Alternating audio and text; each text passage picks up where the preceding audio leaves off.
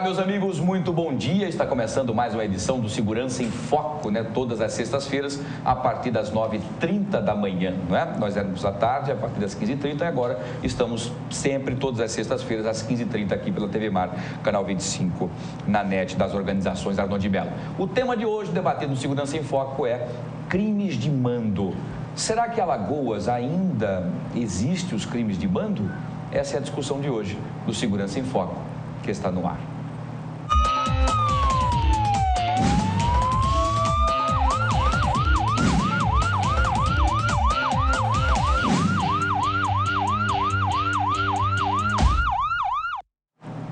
Pois é, muito bom dia a você, telespectador. Estamos ao vivo nesse exato momento aqui com mais uma edição do Segurança em Foco, agradecendo a presença do nosso trio que está sempre aqui debatendo temas importantes sobre segurança. Leonardo de Moraes, nosso querido advogado criminalista, mais uma vez muito bom dia, seja bem-vindo, doutor Leonardo. Tá, bom dia a todos. Prazer. Doutor Geraldo Magela, historiador, mais uma vez muito obrigado pela presença. Eu que agradeço, bom dia. Bom dia. E o doutor Flávio, advogado, também delegado, também maratonista, como a gente sempre diz, né? Ser atleta também. Seja mais uma vez bem-vindo. Muito obrigado pela presença. Bom dia a todos. Muito obrigado. Vamos falar sobre crimes de mando. Nós tínhamos durante muito tempo, né, assistido e visto nas manchetes dos jornais, né, e em toda a mídia, os crimes de mando, brigas entre famílias, crimes direcionados, não é, facções específicas para atacar a família X ou Y, ou como diziam que as balas tinham CPF, né, porque iam identificadas prontas para atingir X ou Y pessoas já pré-determinadas. Será que nós passamos a limpo isso? Será que nós não temos ainda os crimes de mando aqui no estado de Alagoas? Esse é o tema de hoje do Segurança em Foco. Eu começaria com o querido doutor Flávio Saraiva.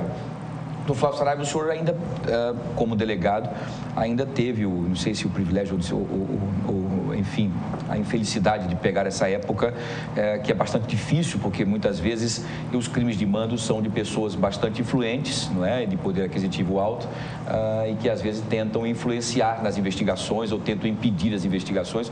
O senhor teve algum momento, lógico que não deverá citar por uma questão de ética, mas no momento em que o senhor estava atuando como delegado, e era uma atuação bastante importante e contundente, como sempre, nós sabemos disso, teve dificuldades, o crime de mando ainda está vivo na atualidade? Muito bom dia, seja bem-vindo. Bom dia. O crime de mando, a gente pode estabelecer alguns marcos para a investigação do crime de mando. Vou tentar ser breve nisso. O crime de mando, a gente está tratando aqui de mando político, né, que praticamente no estado acabou, mas ainda permanece o crime de mando agora por outra razão, é o crime de mando orquestrado pelo tráfico. Mas o crime de mando político, vários fatores contribuíram para que ele não ocorresse mais.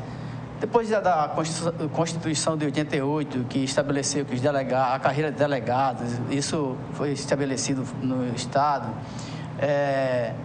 concursos para a área do magistratura, Ministério Público, delegados de polícia. Então, a cidadania, né, os nossos direitos, uma imprensa livre, tudo isso contribuiu para que inibisse. E quando eu falo isso, um outro marco importante foi no governo Ronaldo Lessa, em que o governador não interferia na nomeação de delegados para as delegacias. Então, isso ficou a critério do delegado geral, que era da escolha dele, que não tinha vinculação política. Então, quando você dá mais liberdade para o profissional trabalhar e que você não tem vinculação nenhuma política, logicamente que quem pretender cometer um crime político, ele vai com mais cuidado, porque ele, claro, não tem nenhuma costa quente, entre aspas, administração do poder do Estado, porque o político anteriormente, ele era o xerife, né? Era o senhor feudal daquele feudo dele. Então, ele nomeava juiz, promotor, delegado e o que quisesse. Então, ele mandava, e mandava de fato.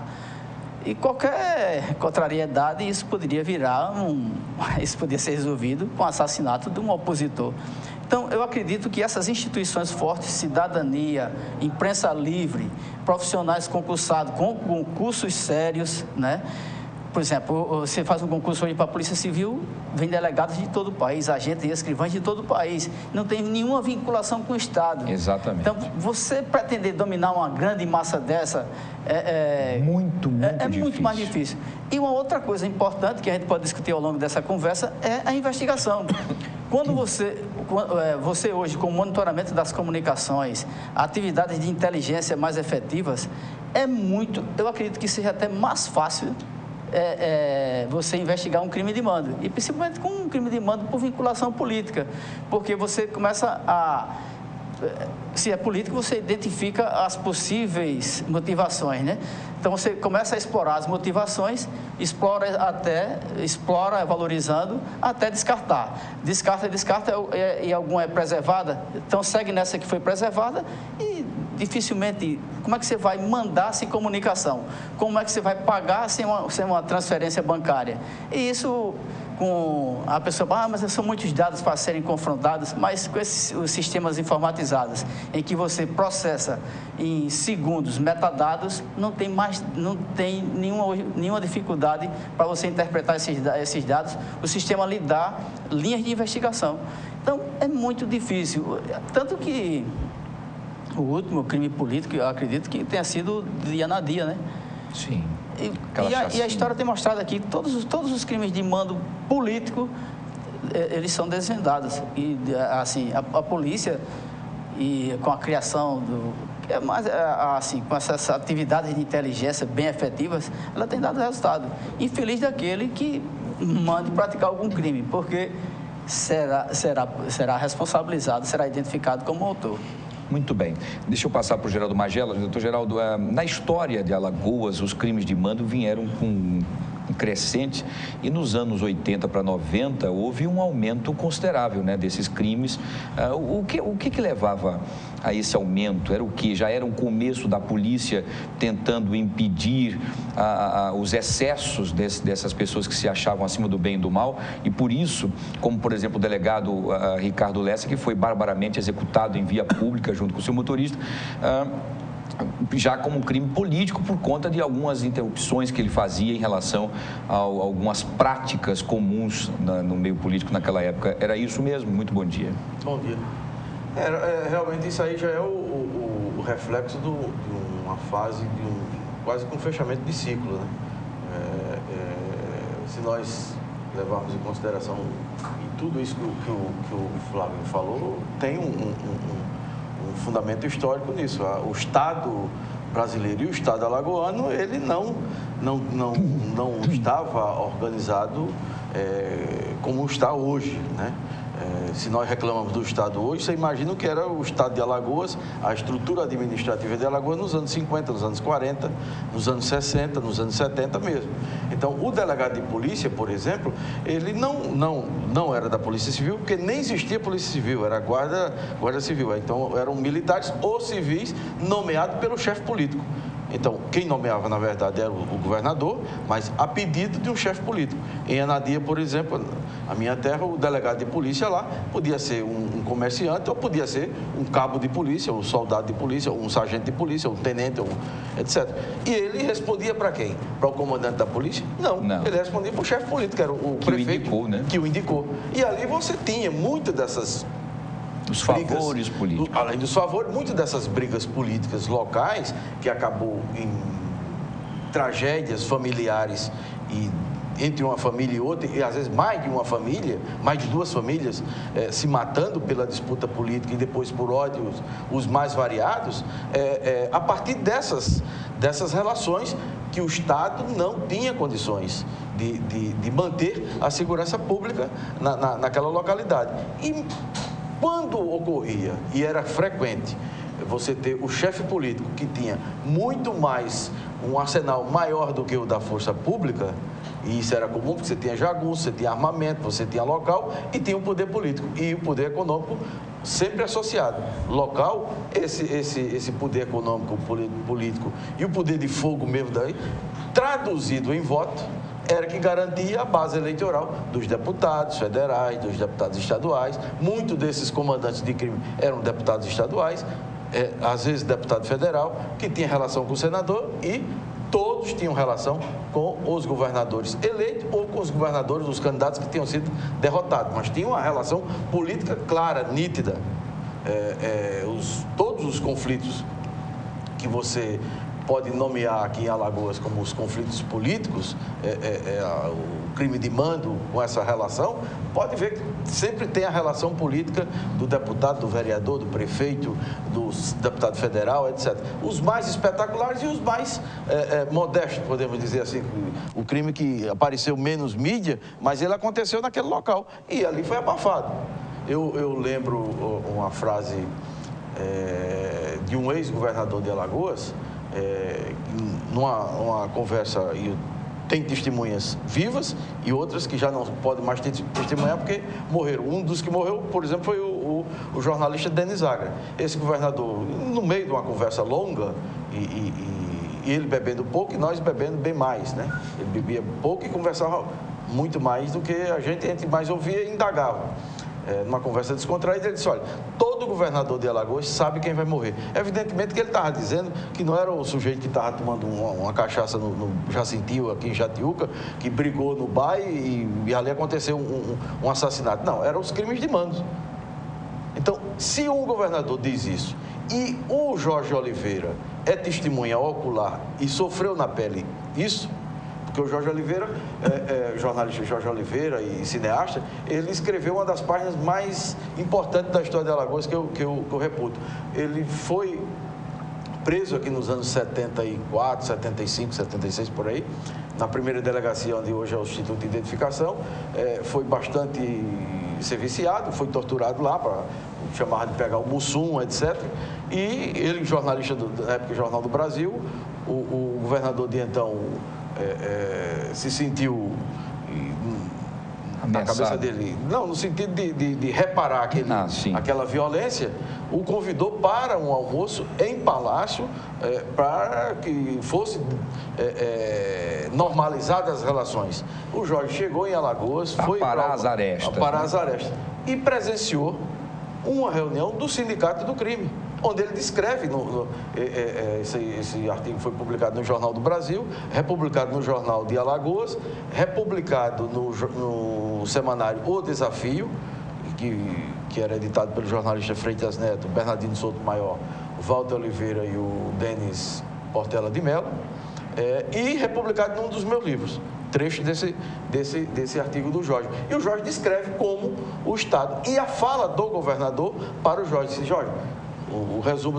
disse, ó, como é que eu vou combater o crime, o Sindicato do Crime, se nós estamos almoçando em palácio com o Sindicato do Crime? E aí são eles que garantem a nossa base eleitoral. Então, essa era a definição clássica de como o crime de mando em Alagoas funcionou durante décadas e décadas e décadas. Entendi. Bem didático. Exatamente, é verdade. Fantástico. A gente tem uma passeada aí no tempo e mostrando os momentos terríveis, né? E que eu acho que ainda existem pequenas sequelas, pequenos ainda, né? Ainda encrostados aí, né? Enfim, mas vamos discutir isso daqui a pouquinho. Doutor Leonardo, o senhor como advogado criminalista, o que o senhor acha que possa ter diminuído os crimes de mando? Vocês viram aí, nós ouvimos aqui um relato de duas figuras conhecidas e que viveram esses momentos, né? Enfim, é a punição mais veemente que tem inibido isso, a mídia? O que é que o senhor acha que deva ser isso? Bom dia. Bom dia. A punição, na verdade, é um dos fatores que pode levar à redução dos crimes de mando, mas apenas um dos fatores de tantos outros, inclusive citados pelo doutor Flávio Saraiva. Uma importante característica desse crime de mando é que geralmente as pessoas que praticam esse crime se mantêm às escondidas, porque eles se valem de uma terceira pessoa, geralmente alguém pobre, alguém que precisa ou alguém que é um assassino sanguinário e profissional, para que execute algumas pessoas para o quê? Para que ele possa colocar em vigor o seu projeto de poder. Não seria, na verdade, um projeto político, né? É um projeto de poder que se confunde com um projeto pessoal com vistas ao enriquecimento, tanto lícito como enriquecimento ilícito. Então, a motivação política está presente nos crimes de mando. Tanto alguém que quer ocupar um cargo de relevo, e aí ele vai tentar inibir ou destruir o seu inimigo político, que é aquele que vai às ruas, que procura as pessoas, que dá os jornais para tecer críticas à pessoa dele, seus atributos, críticas pessoais. Então, há uma motivação política que é ligada a isso. Muitas vezes, os crimes de mando eles acontecem não por questões políticas propriamente, mas por questões de terra. Então, há questões em que há dificuldades, há disputas em relação a terras de A ou de B. E nessa disputa que acontece, ele quer liquidar aquela pessoa que quer invadir sua terra. Ele que ampliou um pouco a sua terra para invadir a terra do vizinho. E aí quer executar a pessoa que reclama em relação a isso. Então, no fim das contas, a maioria dos casos de crime de mando acontece em razão da influência política e do poder econômico. Eu acho que eles sempre andam juntos. Não consigo imaginar que haja influência política sem que haja poder econômico. Hoje em dia pode ser que aconteça, agora, antigamente isso não acontecia, né? Então, qual é a consequência que os crimes de mando geravam em relação ao aspecto social? Primeira coisa, você pode pensar que é uma população totalmente amedrontada, né? Uma população vulnerável. Eu não falo nem aqui em Maceió, mas eu falo em pequenas cidades. No Nadia, por exemplo, meu pai também nasceu em Nadia, pequenas cidades. Então, se existe um reduto eleitoral e um poder econômico muito grande aliado a crimes de mando, logicamente que uma certa família, eu não falo Nadia não, né? Como um exemplo, né? Claro. Uma cidade pequena, não do poder econômico ou poder político, mas em pequenas cidades é normal que esse poder ele venha se perpetuar, trazendo medo às pessoas, inclusive o seguinte, que eu sei em quem você vai votar, por mais que o voto seja secreto. Se você não votar, eu vou tomar conhecimento. E se eu tomar conhecimento, você já sabe as consequências. Então, a pessoa amedrontada vai votar sempre naquela pessoa que vai se perpetuar no poder e aí vai passar de geração em geração como se fosse uma dinastia, né? Gera também como consequência, além do medo social, gera uma inefetividade da própria investigação. Por quê? Porque na hora em que a pessoa tem um poder econômico, político e um armamento muito grande, a Polícia Civil, observando até então o seu baixo efetivo, ela não vai conseguir investigar direito. Isso acontece não só em Alagoas, mas acontece sobretudo em países do norte, em cidades do norte. Porque são regiões mais longínquas, estados muito grandes em que o Estado não consegue chegar lá. Então, a Polícia Civil não investiga. Além disso, gera uma grande evolução patrimonial daquela pessoa que é o cacique da região. E a evolução patrimonial ela parte também da corrupção. Como da corrupção? Ele consegue galgar um cargo político. Através desse cargo político, ele consegue fazer procedimentos de licitação fraudulentas e superfaturadas. O órgão do Estado, que seria a Polícia Civil, bem como o Ministério Público, não consegue fiscalizar. Em razão da corrupção e da falta de fiscalização, o poder econômico é muito grande, o que vai ajudar e facilitar na eleição da próxima gestão. Então, isso acontece muito. Então, são consequências que acontecem, não só do ponto de vista jurídico, que se pode falar em uma investigação ineficiente, mas justificada, porque o Estado não oferece à Polícia Civil as condições para que ela precise para investigar, ao Ministério Público também, mas, sobretudo, um aspecto social. Uma população amedrontada é uma população desinformada. Claro. Se a população é informada, ela vai de encontro àquele poder político. Sim, vai ficar manipulada, né? Há um interesse para que a população fique cada vez menos informada, cada vez mais refém, para que ele coloque em jogo não o seu projeto político de governo, mas um projeto pessoal, com evolução patrimonial que vai se perpetuar de geração em geração. Muito bem, perfeito, é verdade. É importante a gente ouvir cada um de vocês tem colocado, que a gente vai dando uma analisada em relação a isso. E vejam como a gente fala muito da política, né? Isso é que nos preocupa, porque os representantes que deveriam estar combatendo isso ou estarem fora disso, né? Por ser os representantes legítimos da população, quando na verdade se confunde. Claro que não são todos, né? Toda generalização seria bastante injusta, mas a gente sempre observa esse manto de impunidade que a política acaba dando de presente para quem está no legislativo, né?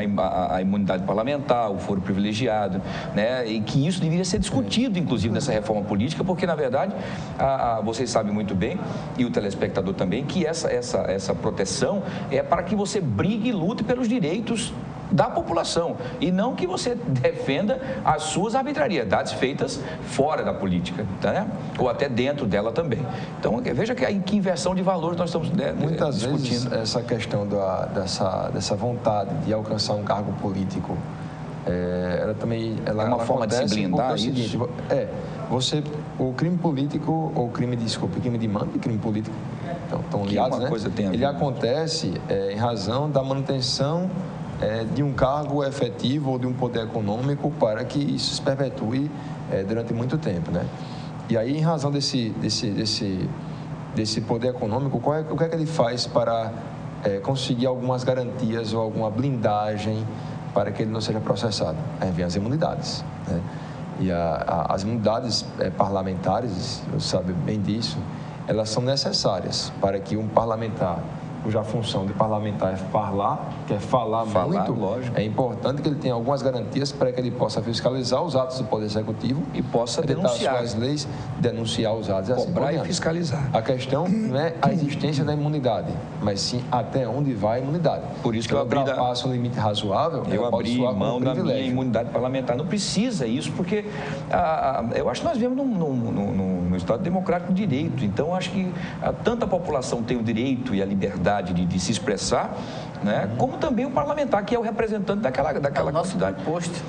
O nosso preposto tem mais poder que... E a imunidade é para o desempenho da ação parlamentar, não para você cometer crimes de mando, cometer assassinato, extorsão, todo. Isso aí isso é crime civil, né? Civil, você vai responder lá penal e civilmente pelas suas ações como cidadão e não no parlamento. A defesa de uma posição política, ideológica ou contra uma administração é parte da ação parlamentar. Agora, roubar, matar, não, é outra história. Exatamente, mas só para se confundem, né? É uma inversão de valores. A pessoa falar, eu tenho que ser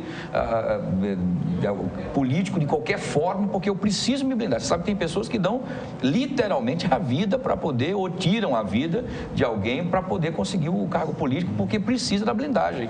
Ainda tem assim, só para um aspecto em relação a essa imunidade, que é material, que são as opiniões, palavras e votos. Né? O parlamentar ele pode falar à vontade, se houver nexo entre aquilo que ele diz com a função que ele ocupa, ele não será responsabilizado civil e nem penalmente. Notadamente nos crimes contra a honra, né? Calúnia, injúria e difamação. Mas a imunidade processual é importante. Se por acaso um parlamentar federal, um parlamentar estadual, ele praticar, após a diplomação, um crime, o próprio parlamento ele tem o poder de evitar com que a prisão preventiva aconteça contra ele. Então, o parlamentar não pode ser preso, nem preventivamente, nem temporariamente, e sequer por prisão civil por dever a alimentos. Né? Além disso, o parlamento ele tem o poder de suspender o andamento do processo.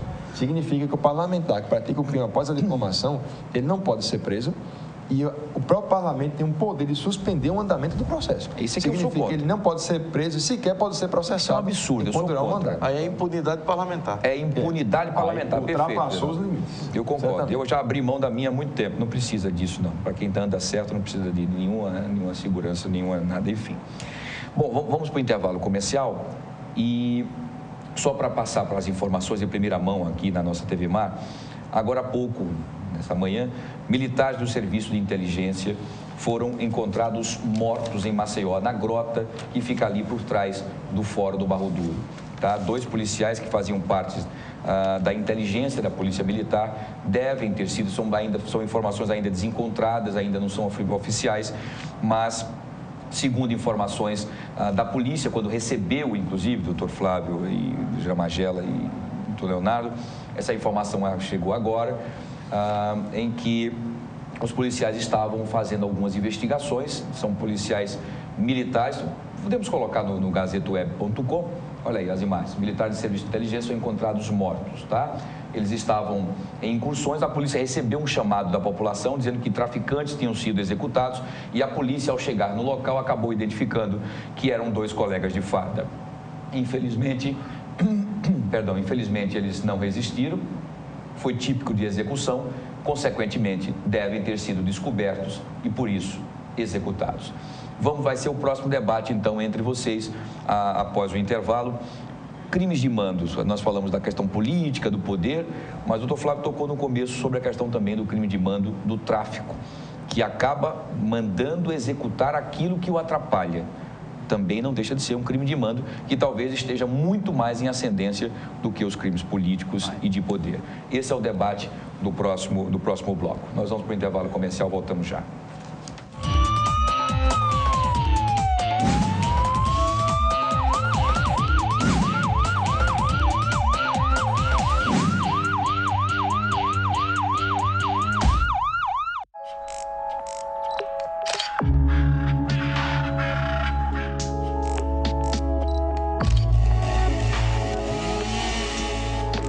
Ambientais. Quando você denuncia, fica mais fácil de a gente ver. Baixe o novo aplicativo IMA Denuncie. e ajude a combater com sigilo absoluto os crimes ambientais no estado. IMA e Governo de Alagoas. Trabalhando sério, a gente chega lá. A Prefeitura está iluminando a vida de milhares de maceioenses. Diversas luminárias receberam manutenção ou foram instaladas por toda a cidade, inclusive em comunidades que há tempos sofriam com medo das ruas escuras, como o Conjunto Salvador Lira. Antes minha mãe não deixava eu jogar aqui, sabe? Porque era muito escuro. Com a iluminação nova, a segurança e a qualidade de vida só melhoraram e a população voltou a usar os espaços públicos, como praças e quadras esportivas. Meu filho hoje pode ficar na praça, eu não fico mais vigiando ele como antes. Diversos outros bairros, conjuntos, ruas e avenidas por toda Maceió também estão sendo beneficiados com uma iluminação de qualidade. Um trabalho da Superintendência Municipal de Energia e Iluminação Pública. A população também pode ajudar avisando de postes que precisam de manutenção. Ligue para o Disque Luz 0800 031 9055. A ligação é grátis. Iluminação, investimento da Prefeitura para um novo tempo em Maceió.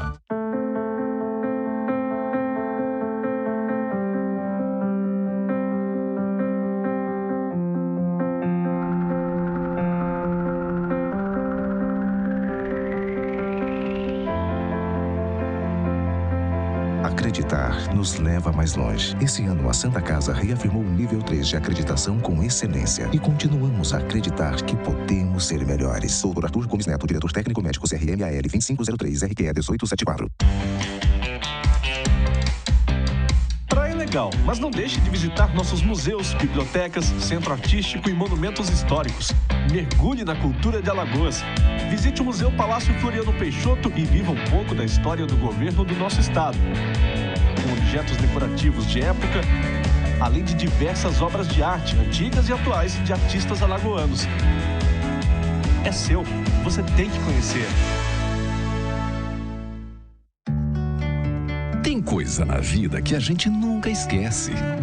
Como aquele café quentinho pela manhã, o abraço apertado daquele velho amigo, a criançada brincando no final da tarde, o cuscuz maravilhoso que a gente sempre quer mais. O nascimento do terceiro filho, celebrado igualzinho ao primeiro. Aquele bolo quentinho e delicioso para comemorar a formatura da sua filha. É difícil esquecer desses bons momentos. Mais difícil ainda é esquecer os sabores que marcaram esses bons momentos. Coringa, forte como o povo nordestino.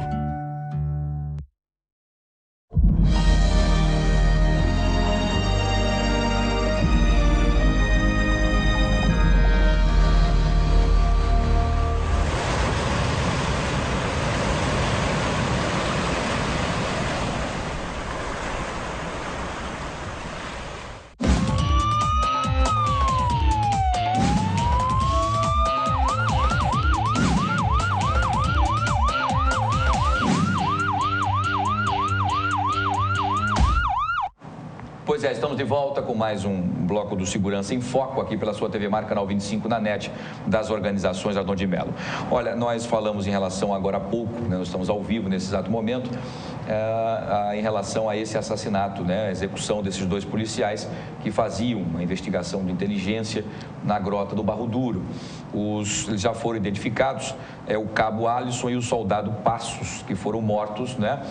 Nós temos, acho que as fotos que vão ser colocadas aqui no vídeo para que vocês o identifiquem, né? Ainda informações ainda são bastante truncadas, a Força Nacional também está no local, fazendo as investigações, enquanto nós comentávamos aqui fora do ar, em que foi feito ontem uma apreensão de 150 quilos de maconha, não é?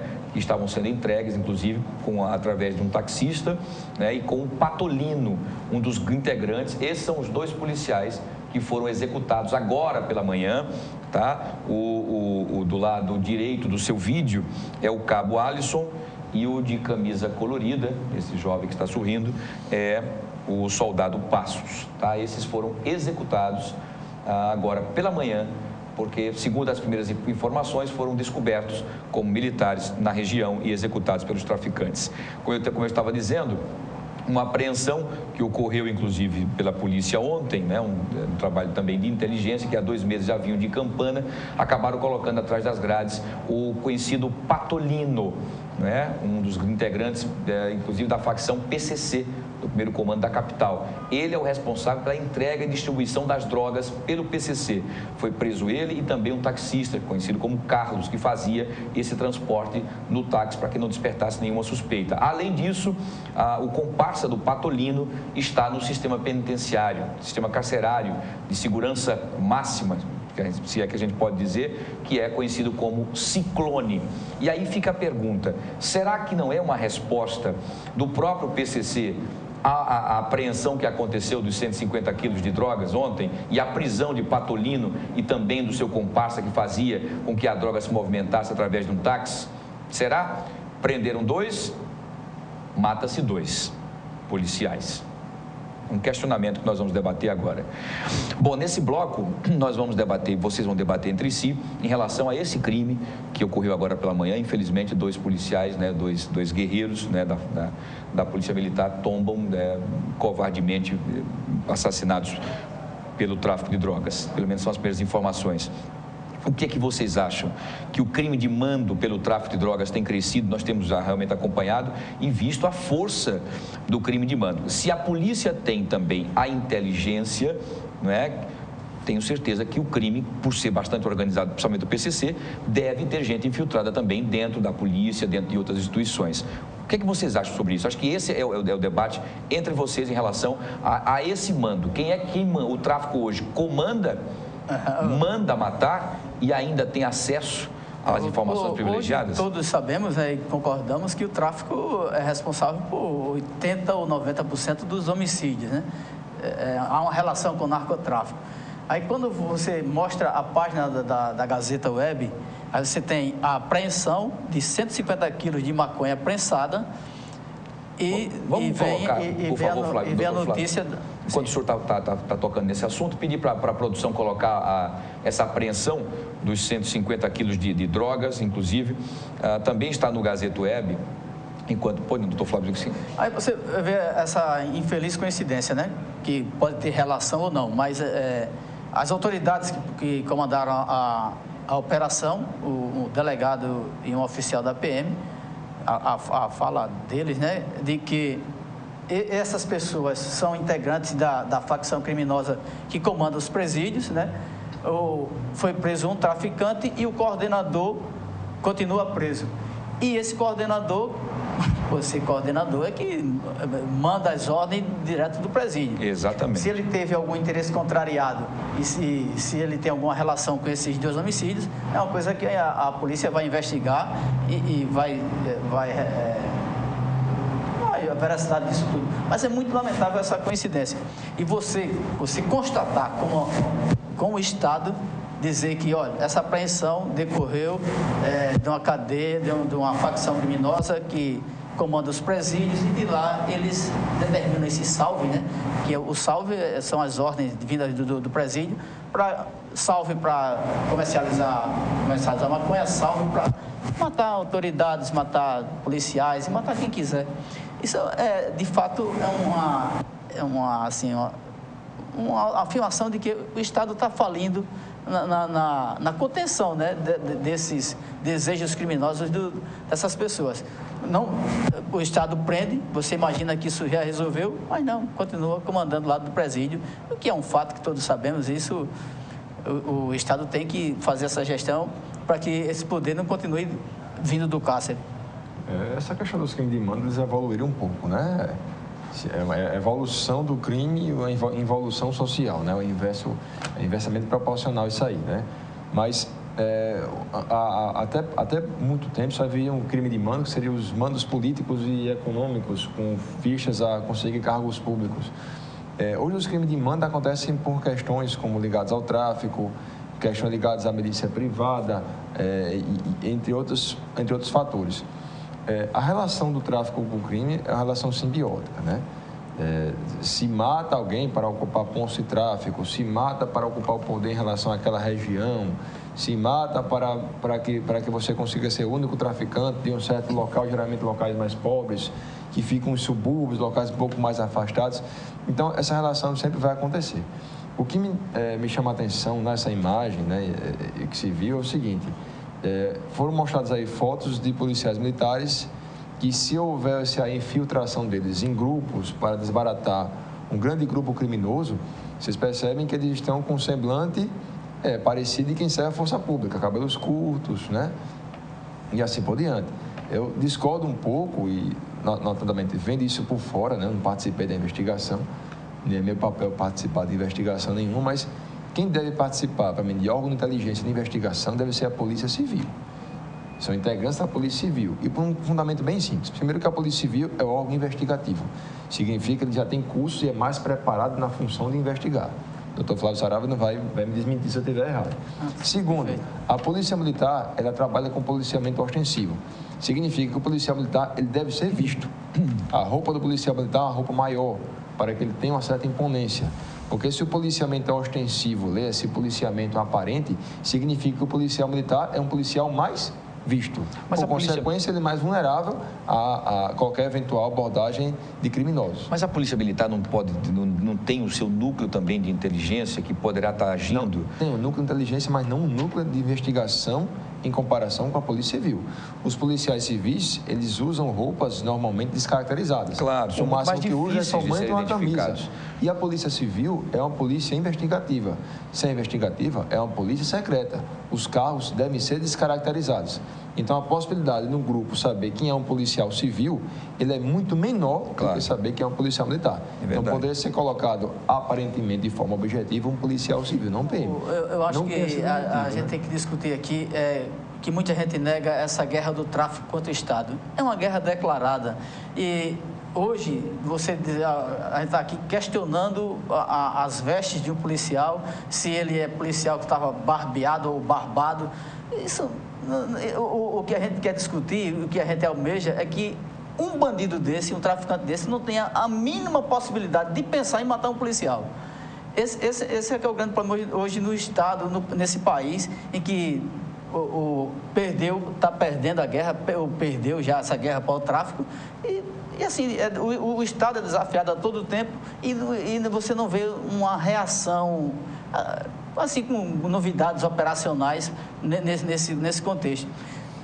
Aí, cada dia mais baixa nas polícias, baixa mata policial, e a gente tentando buscar aqui se foi falha da inteligência, se não foi. Eu entendo, Leonardo, que você pode ter havido algum despreparo, pode ter havido até um gesto de bravura, um ímpeto do policial desse, não, eu vou entrar, eu não vou perder essa oportunidade, e aí ele ter sido vitimado pelo próprio ímpeto, né? Mas, assim, eu não quero, assim, não pretendo vitimar, mas existe coisa pior do que morrer a serviço tentando defender um Estado que está perdendo uma guerra para traficante. Essa guerra que muita gente não vê e não quer ver.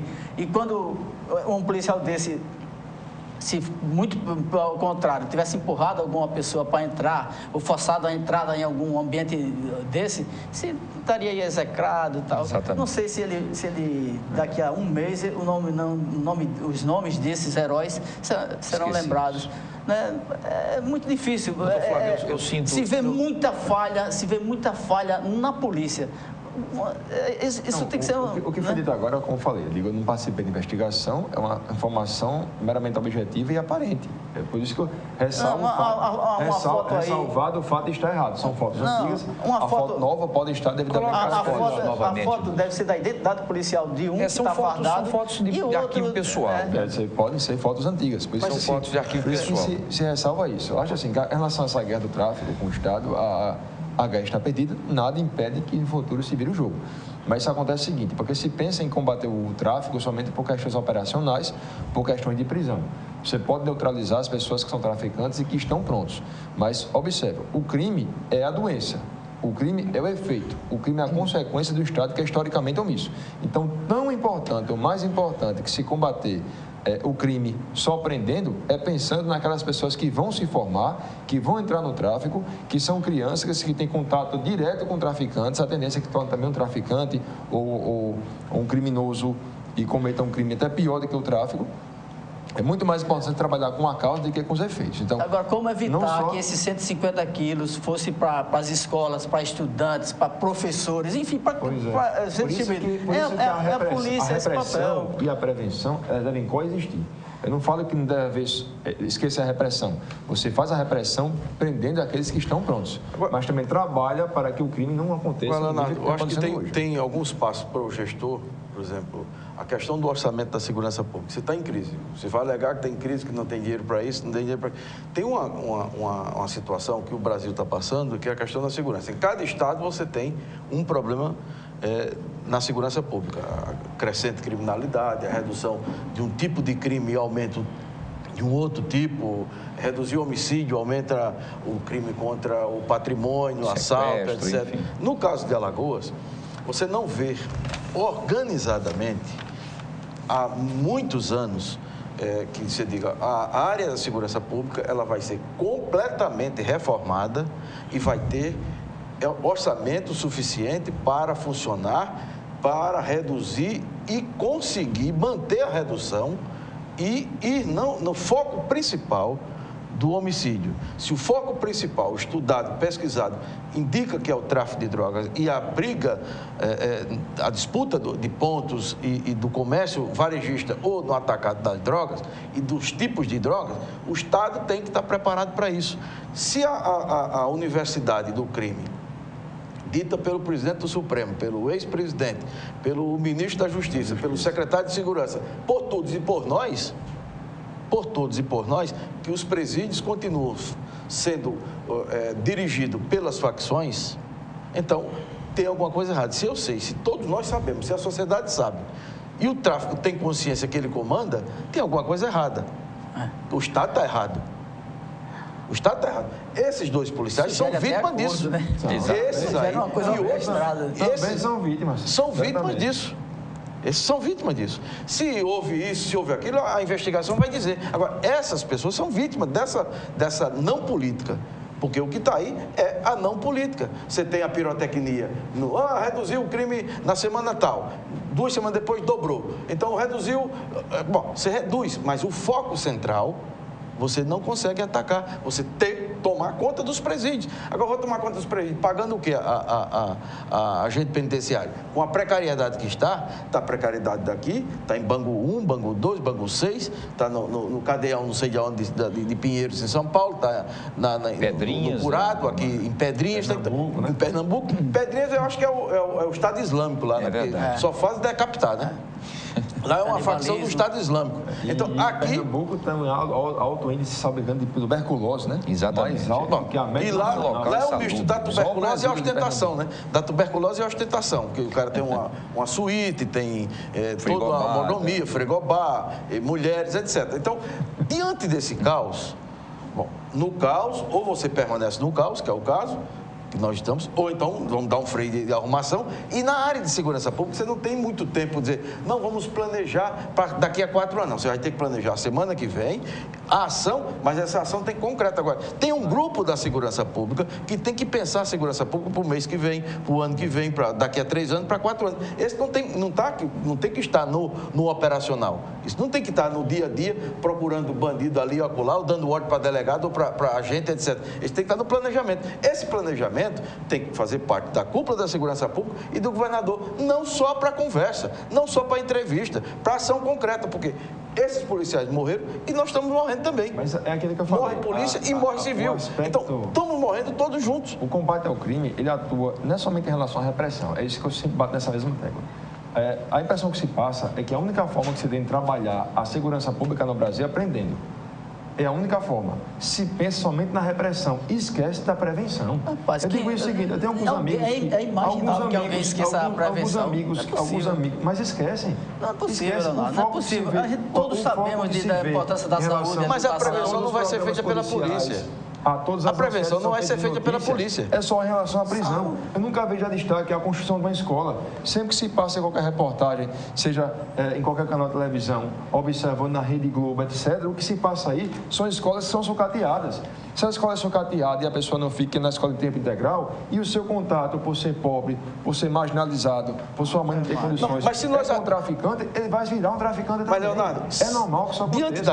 Diante da crise, nós vamos pensar... Então, as questões o cobertor é a repressão, o corpo é grande e o cobertor é pequeno. Mas só pensa em repressão? Não, a repressão ela tem que existir. Só se combate o crime reprimindo quem está pronto? Em determinada área, você tem que combater com repressão. Prevenir o câncer de que combater o câncer quando já existe. Você tem uma área que você vai ter que ter repressão, não tem para onde. O Estado ele também é repressivo. Agora, a área da prevenção na educação, como é que nós vamos tratar? A comunicação entre segurança pública e educação, ela não existe, a não ser quando acontece o delito. Mas essa não é falha, é que não tem uma política integrada de nada. Mas não é uma falha, é uma omissão do Estado. Mas não há integração. A cultura não existe. Então, você não tem o território do ponto de vista da economia, com o desemprego, há uma tendência enorme do sujeito que está no desespero de pegar qualquer coisa que aconteça na periferia dele. Bom, eu estou com fome em casa, estou desempregado, estou no sufoco. Se o cara oferecer, boa parte das pessoas entram. Não vou dizer que é a maioria, porque se fosse a maioria nós estamos ferrados mesmo. Mas uma parte significativa entra. Entra na favela de Maceió, entra na periferia de Maceió, entra na classe média de Maceió e entra em qualquer lugar do Brasil. Então, essa discussão é uma discussão que você vai ter que ter intramuro e com a sociedade. Intramuro, ou seja, entre as forças de segurança. Agora, tem que ter repressão, tem que ter inteligência, ampliar isso e garantir orçamento. A gente sabe e garantir para quem está na ponta em determinadas áreas da segurança, por exemplo, a inteligência, não pode faltar absolutamente nada para a inteligência. Eu acho que nós estávamos discutindo aqui a morte de 2 policiais e a gente já está como se fosse autorizando que as pessoas que estavam lá desassistidas, que foram para o tráfico, autorizaram a matar os policiais. Não. É uma história que o Estado não previne, não faz a prevenção, é só repressão. É legítima a repressão. Se ele não tem lá escola suficiente, não tem assistência social suficiente, quem entra lá é só a polícia está fazendo o papel dela. A polícia fez o papel dela ontem, tirando 150 quilos de maconha para ir para estudante, para favelado, para não sei para onde. Enfim, a polícia fez o papel dela. Hoje essa polícia está punida, perdendo 2 heróis. E vem a gente sai do foco dizendo assim, não, a repressão não é o caso, tem que ir para a prevenção. Quando essa prevenção vai chegar? Eu não acredito que algum cidadão em sã consciência seja contrário, ou seja contrário dizer que a fundamentação é saúde, educação, cultura, todos sabemos disso. Agora, qual a ambientação que vai entrar? Educação, saúde e cultura, se você não tem ambientação segura para absolutamente nada, com os feudos dominados por traficantes. Então, é uma lógica, é uma coisa que todos sabemos, todos concordamos, mas a gente não pode tornar um discurso desse legitimador de fábrica de bandido e fabricante de matadores e de policiais. Em nenhum momento eu falei que está autorizado a matar nem executar pessoas. Mas esse discurso que o senhor diz assim, pobre só tem como destino o crime. Isso é um absurdo. 1% da população não é bandida, não é criminosa. O normal é que muitas pessoas cometam crimes. 1% não. Porque todo mundo comete crime. Não, isso é a teoria do senhor. Essa é a teoria do senhor. Todo mundo dirige embriagado. Todo mundo não dirige embriagado. Alguma pessoa já fez. Como advogado, não devia estar fazendo isso. Participando do crime do artigo 184 do Código Penal. Todo mundo comete crime. Mas esse é uma discussão, Leonardo. Eu acho que nesse foco... Até eu estaria preso. Nesse foco... Não fica ninguém. Cara, mas agora, esse foco... Mas deixa eu concluir só. Eu não falei que havia autorização para que as pessoas fossem executadas. Eu nunca disse isso. Eu falei que a repressão é importante, prender as pessoas que estão presas é importante, mas ao mesmo tempo trabalhar com a prevenção. Tanto é que eu falei o seguinte, que a repressão e a prevenção, elas coexistem. Se pensa em repressão é importante, e claro, para aqueles que já estão prontos. Mas vamos pensar também na prevenção, para que o nível de crime daqui a um futuro, daqui a um tempo, chega a níveis suportáveis. Ninguém acaba com crime. Você reduz o nível de crimes. Crimes que levam sangue, crimes sexuais. Isso acontece. Então, nunca eu falei isso. Segundo, não se pode admitir que a pessoa que é pobre tenha legitimidade para cometer crimes. Eu digo, é uma tendência a prover que decorre de um estudo feito por universidades em que há uma relação simbiótica entre a pobreza e o crime. Foi feita aí, está sendo feita, quer dizer, defensoria no cárcere, nós participamos da defensoria no cárcere, e há um dado que é importante, em que as pessoas que estão presas e que são entrevistadas, a maioria estudaram até a 5ª série. Não. Quer dizer que a pobreza levou à prática do crime? Não. Quer dizer que há uma relação com dado estatístico objetivo que a condição econômica desfavorável leva ao cometimento de crimes. Você pode ter uma população carcerária majoritariamente de pobre, de preto... Ou existe a repressão com a prevenção, Leonardo, isso tem que acontecer, Leonardo, sim. Mas se a gente balizar bem a conversa, você pode ter nos presídios, e tem a grande maioria de negros, de pobres, de baixa escolaridade e, sobretudo, que cometeram algum tipo de delito. E nem sempre foram os delitos de sangue. Portanto, se fosse, nós estamos ferrados. Então, essa discussão, ela acaba embotando o centro mesmo da coisa. A segurança pública, ela vai ter que centrar-se mesmo numa política efetiva de segurança pública, de gestão da segurança, de integração com as outras partes do Estado, e essa coisa nunca aconteceu. E não acontece porque é um ato divino, não. É um ato humano, de política, de determinação. E essa integração vai acontecer com a prevenção, mas, sobretudo, você garantindo o território. O território é do Estado. O Estado, quem garante a integridade do território é a força pública. Então, isso, para mim, isso é bem claro. Não, companheiros, infelizmente, eu preciso encerrar a discussão. A discussão é interessante, são as discussões das ideias, de cada um defendendo o seu ponto de vista, é importante. O telespectador vai fazer aí o seu juízo de valor dentro dessas discussões. Na verdade, eu sinto essa aflição que o doutor Flávio está sentindo, porque, como policial, ele se sente ali também naquele momento. Então, perde 2 companheiros, já entrou em várias ações, então não é fácil para quem está lá dentro, no fronte, é muito difícil. E a gente hoje encerra o programa.